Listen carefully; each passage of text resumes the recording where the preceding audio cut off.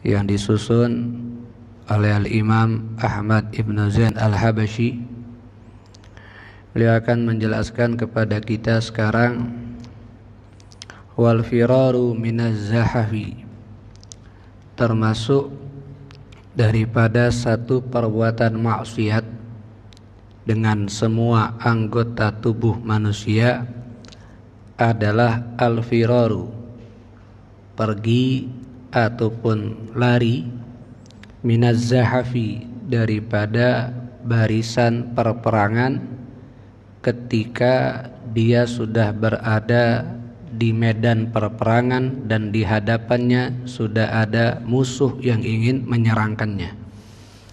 Wahuma minal kabair, durhaka kepada kedua orang tua yang kemarin kita baca, dan lari daripada medan perperangan, ini termasuk perbuatan yang hukumnya dosa besar. Kenapa? Karena ciri orang munafik, mereka ikut berperang, berada di barisan perperangan, tapi mereka tidak maju untuk menyerang musuhnya. Yang ada mereka berbalik arah untuk tidak ikut perperangan, tapi ketika selesai perperangan mereka kembali lagi hanya untuk mengambil harta rampasan ketika perperangan tersebut dimenangi oleh kaum muslimin. Ini menjelaskan kepada kita bahwasannya agama Islam itu mengajarkan kepada umat Islam untuk mempunyai sifat pemberani.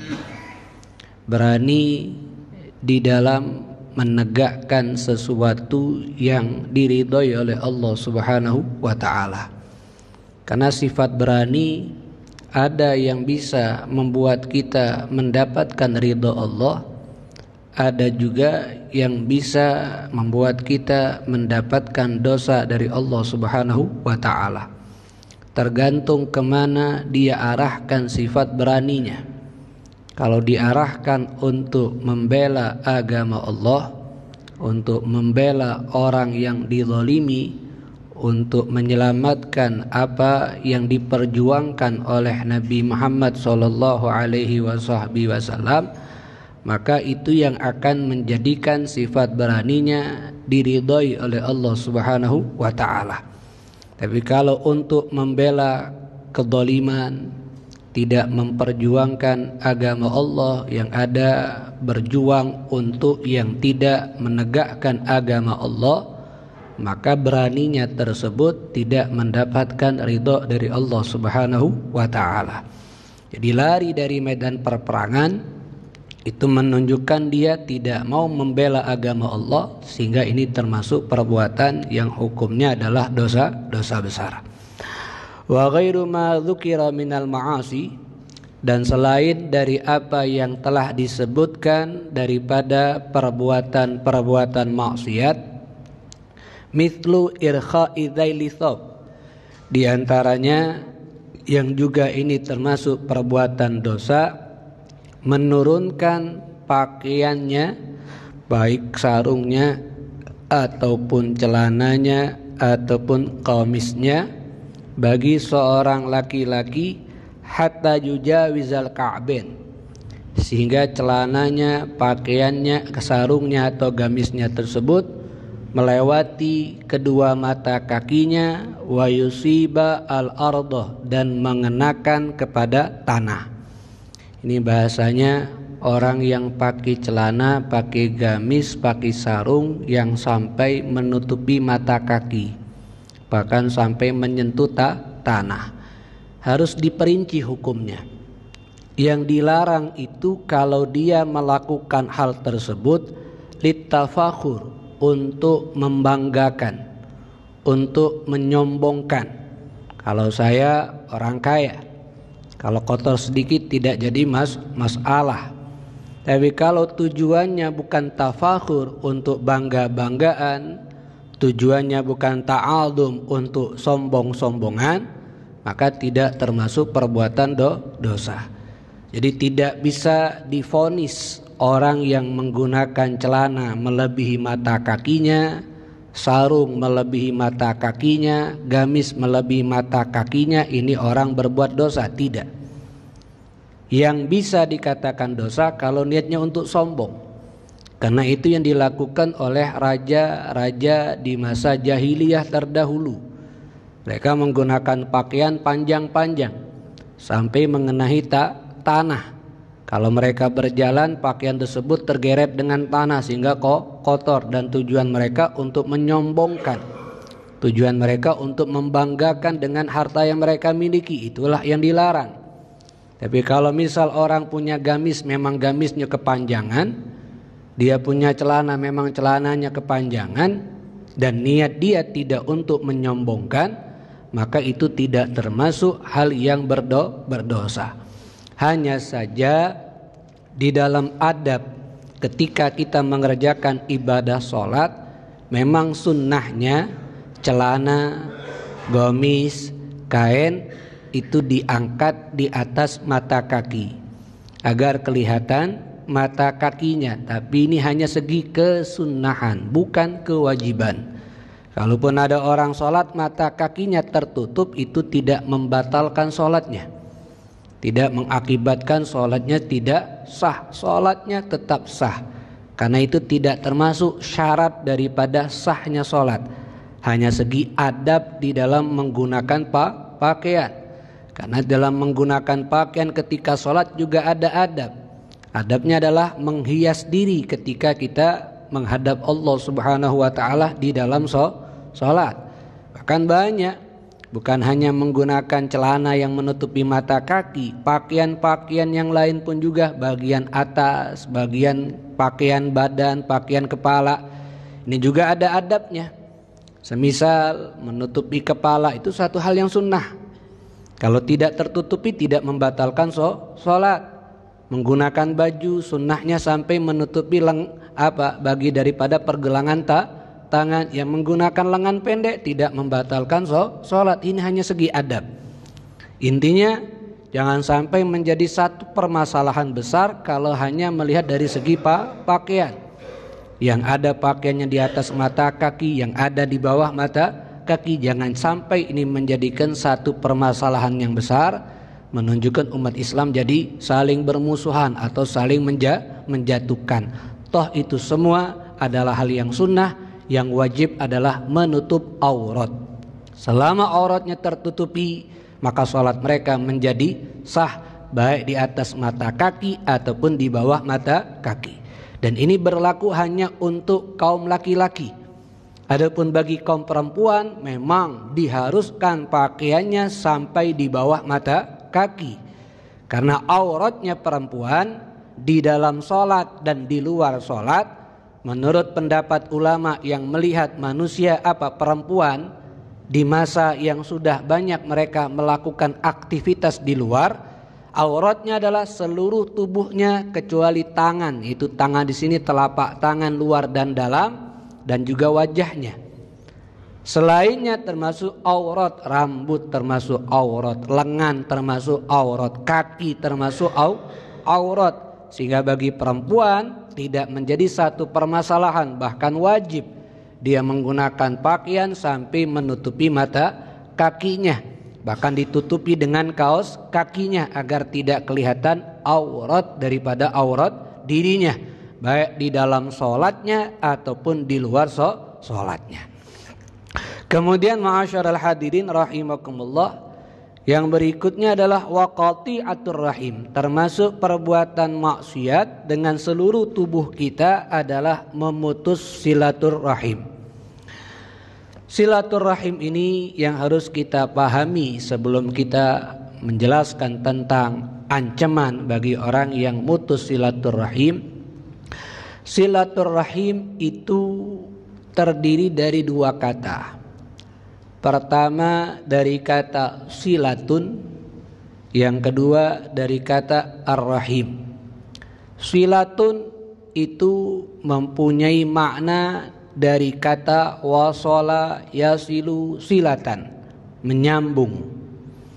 Ar-rahim itu diartikan daripada hal yang asyafaqah, kasih sayang.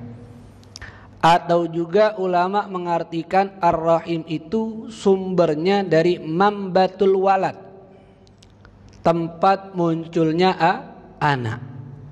Yang dimaksud rahim di sini adalah kerabat yang mempunyai hubungan mahram ataupun yang tidak mempunyai hubungan mahram tapi sumber kakek moyang mereka satu.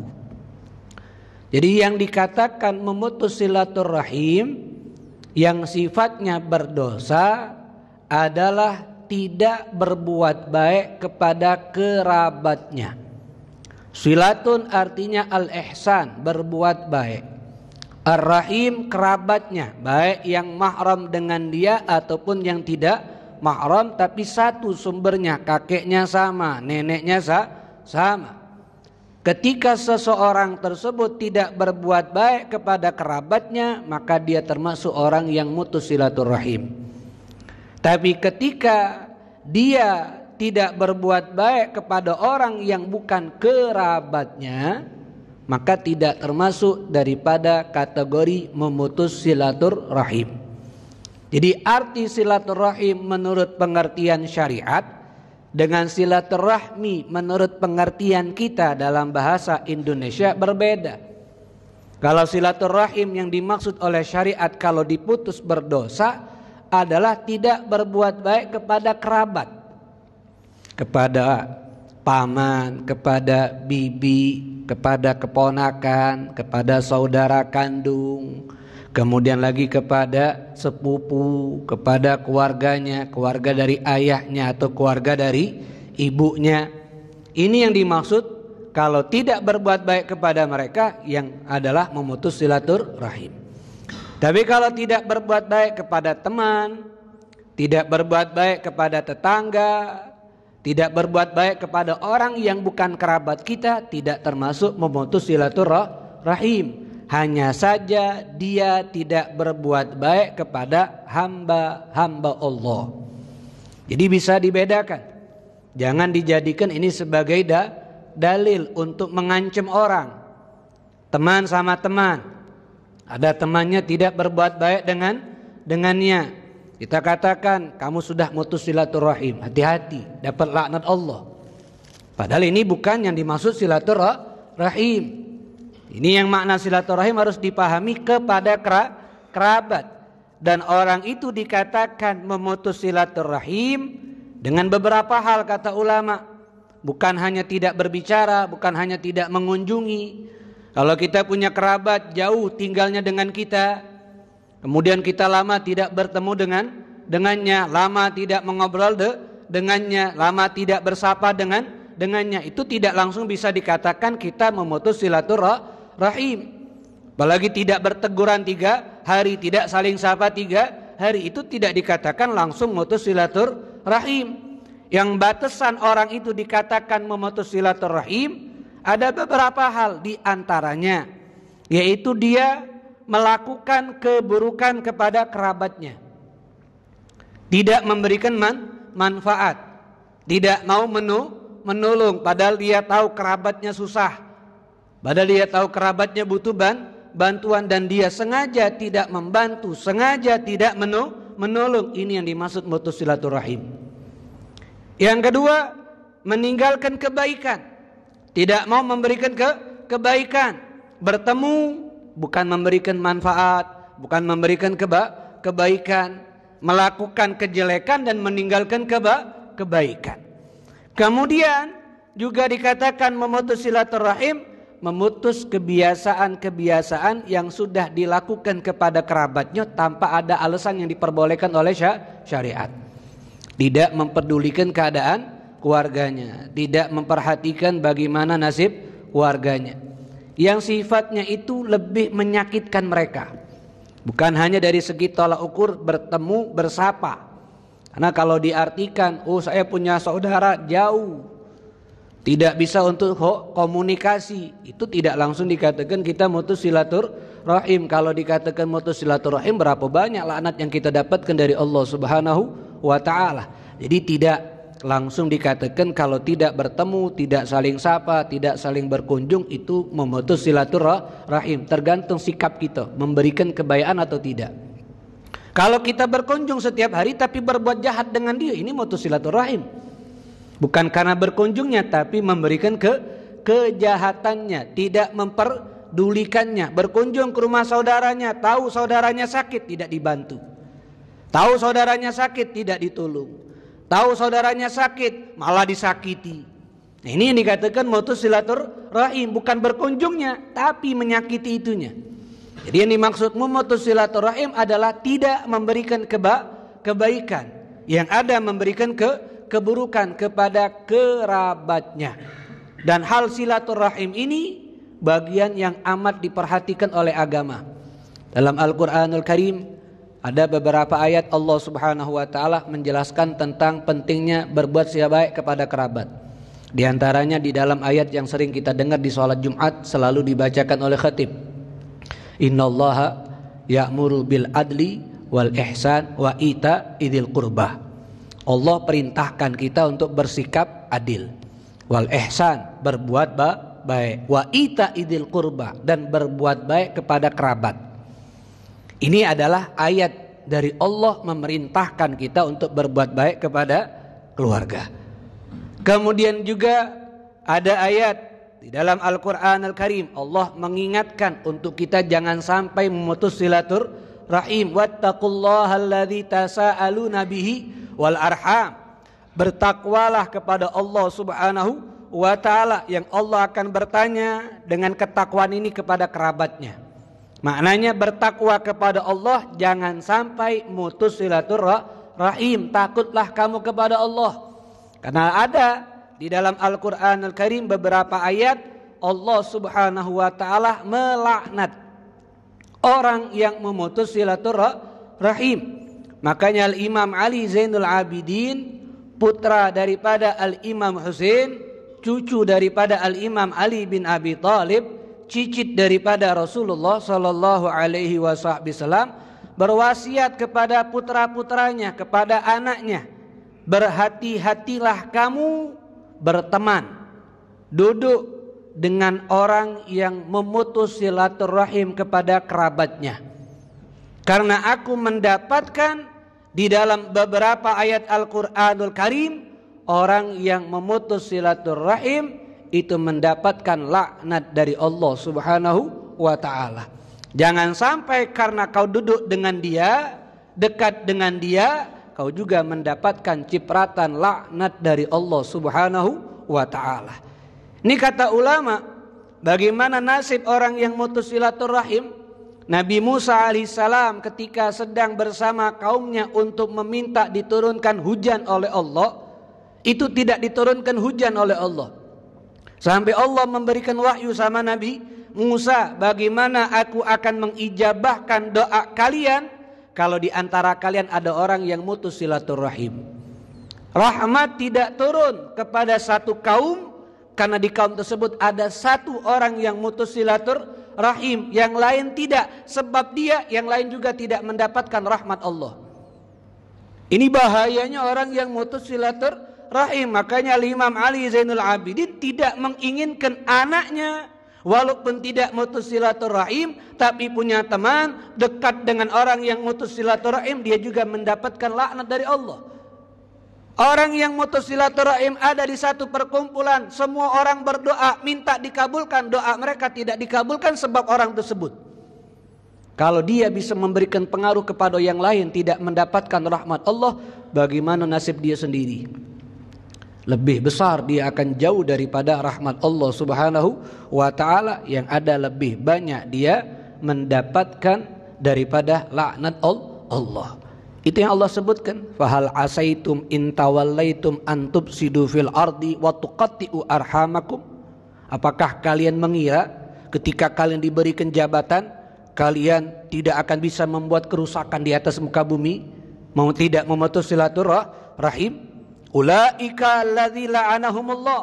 Ketika kalian mutus silaturahim, mereka itulah orang yang dilaknat oleh Allah Subhanahu wa ta'ala. Fa asammahum wa a'ma absarahum. Allah buat tuli telinga mereka, Allah buat buta mata mereka.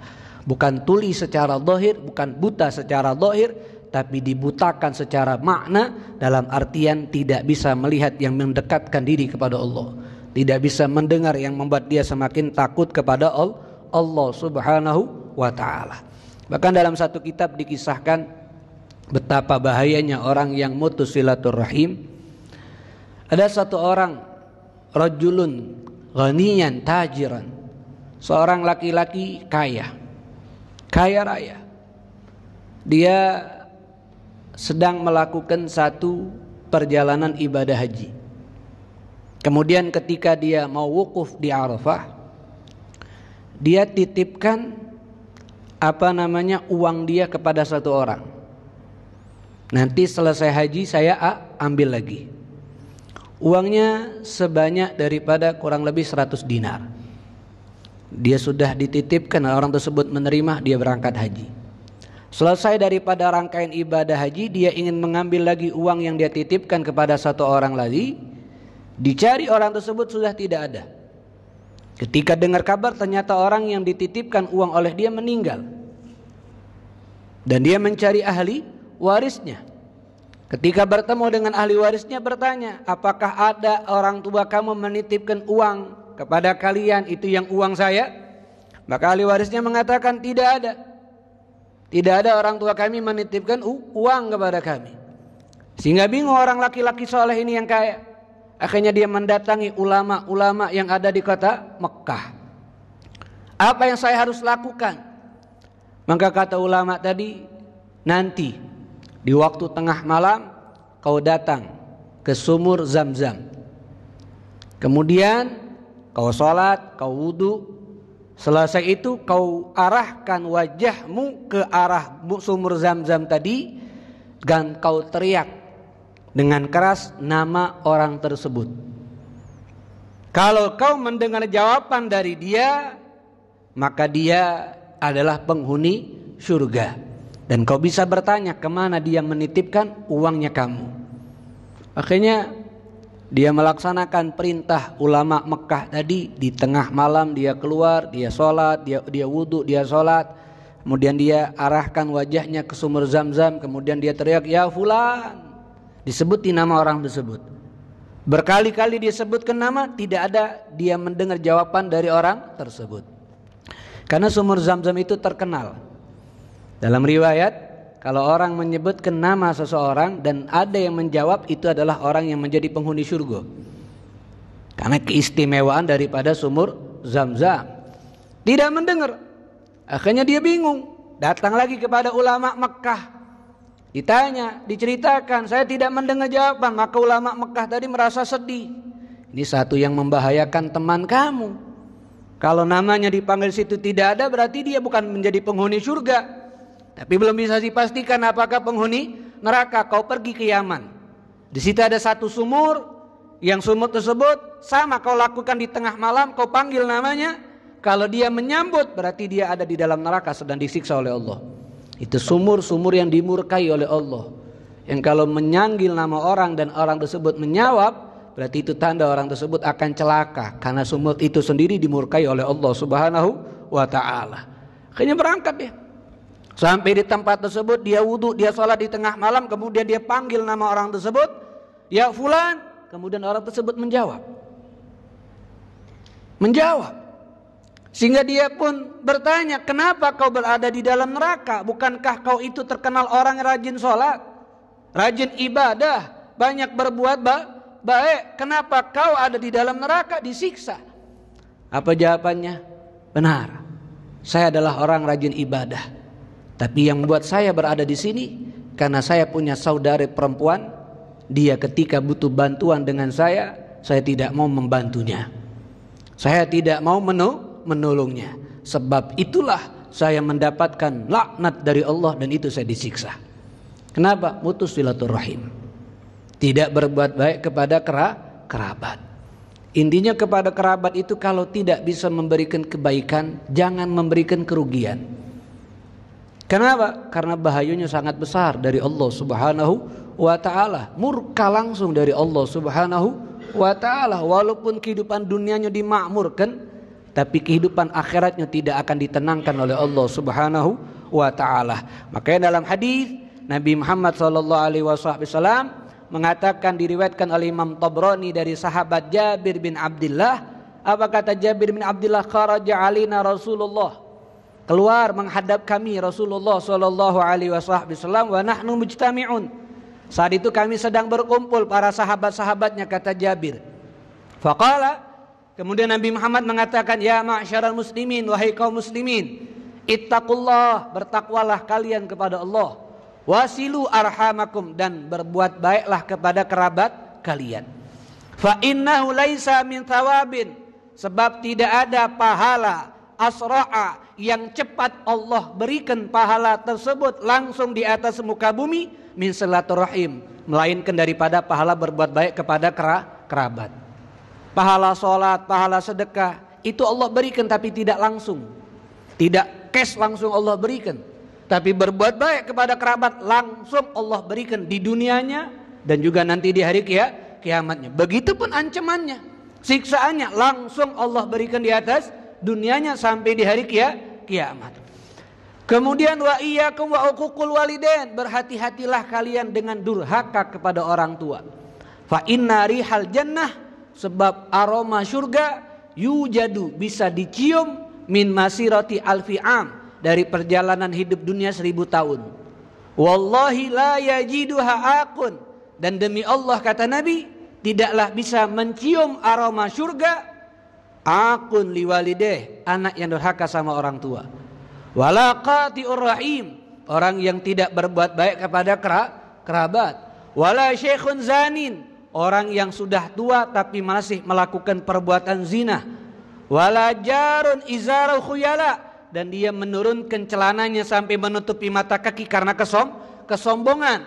Ini mereka tidak akan bisa mencium aroma surga. Innamal kibriya ulillahi rabbil alamin. Karena 4 orang tadi itu adalah orang yang sombong, yang tidak mau bersyukur kepada orang tua, tidak mau bersyukur kepada kerabat, tidak mau sadar usianya sudah tua tapi masih melakukan perbuatan zina, dan dia memanjangkan celananya karena sombong. Sedangkan yang layak sombong itu adalah Allah subhanahu wa ta'ala.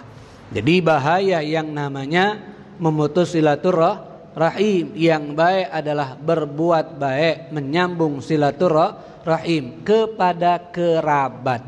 Kalau kepada selain kerabat, itu bukan disebut dengan silaturahim, tapi namanya adalah berbuat baik kepada hamba Allah subhanahu wa ta'ala. Kalau ada orang ngomong, kita sambung silaturahim, padahal kita bukan kerabat, itu diartikan bukan makna syariat, tapi makna bahasa kita sehari-hari. Kalau makna syariat silaturahim hanya kepada kerabat, hanya kepada famili, hanya kepada keluarga, bukan kepada orang yang tidak ada hubungan kerabat atau keluarga dengan kita. Jadi ada perinciannya daripada ulama kita tentang masalah ini. Pertama orang tua, kemudian kerabat, kemudian tetangga, kemudian tamu, baru yang terakhir semua orang yang beragama Islam yang tidak ada hubungan dari atas yang telah disampaikan tadi. Nah, ini termasuk hal yang harus kita hindari kalau tidak ingin mendapatkan laknat dan murka dari Allah Subhanahu wa ta'ala. Dan kalau ingin mendapatkan rezeki, diberkahi rezekinya, dipanjangkan umurnya, maka berbuat baiklah kepada kerabat. Sebab salah satu keuntungan berbuat baik kepada kerabat, rezekinya dilancarkan, umurnya ditambahkan, umurnya diberkahi, dan bisa mendapatkan surga dari Allah Subhanahu wa ta'ala. Mudah-mudahan kita termasuk orang-orang yang selalu berbuat baik kepada kerabat, bukan termasuk orang yang mutus silaturahim. Karena mutus silaturahim adat jahiliyah, bukan adat Islam. Ajaran jahiliyah, bukan ajaran Islam. Maka Nabi Muhammad terkenal orang yang selalu berbuat baik kepada kerabat, walaupun kerabatnya tidak baik dengan Nabi. Kerabat Nabi siapa? Abu Lahab, salah satu kerabat Nabi itu yang selalu menyakiti Nabi. Tapi Nabi selalu berbuat baik, dan berbuat baik kepada kerabat itu bukan hanya kepada kerabat yang baik sama kita baik. Ini keluarga saya baik dengan saya harus baik juga dengan dia. Tidak. Laisal wasil bil mukafi'i, kata Nabi. Tidaklah dikatakan orang itu berbuat baik, menyambung silaturahim kepada kerabat yang baik sama dia. Innamal wasilu man yukafi may yasir idza qata'ahu. Dikatakan wasil itu orang yang menyambung silaturahim ketika ada kerabat memutus hubungan dengan dia, ada kerabat membenci dia, ada kerabat menyakiti dia, ada kerabat tidak berbuat baik dengan dia, dia tetap berbuat baik. Ini baru dikatakan benar orang tersebut berbuat baik kepada kerabat. Kenapa? Karena dia menjalankan perintah Allah walaupun kerabatnya tidak berbuat baik dengannya, dan itu yang dilakukan oleh Nabi.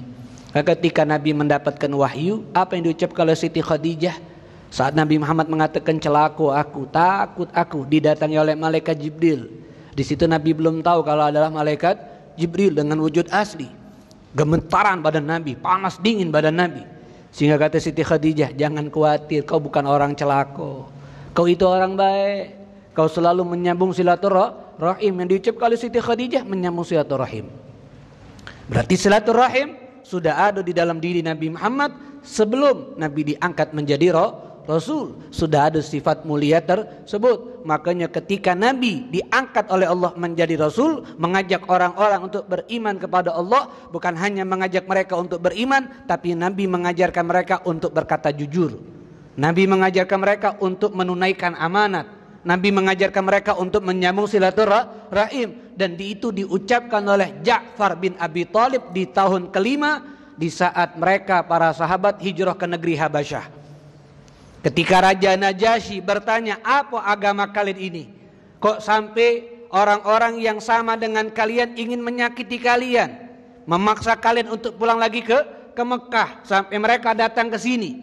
Maka ditanya oleh Raja Najasyi dan dijawab oleh Sayyidina Ja'far bin Abi Thalib. Raja Najasyi, seorang raja yang tinggal di negeri Habasyah. Ini hijrah pertama kaum muslimin ke negeri Habasyah. Najasyi bukan nama aslinya. Nama aslinya adalah Ahmaso. Nama asli raja tersebut adalah Ahmaso. Ditanya seperti itu, kaum muslimin menjawab, dijawab oleh Ja'far, kami wahai raja adalah orang jahiliyah dulunya. Kami menyembah patung berhala.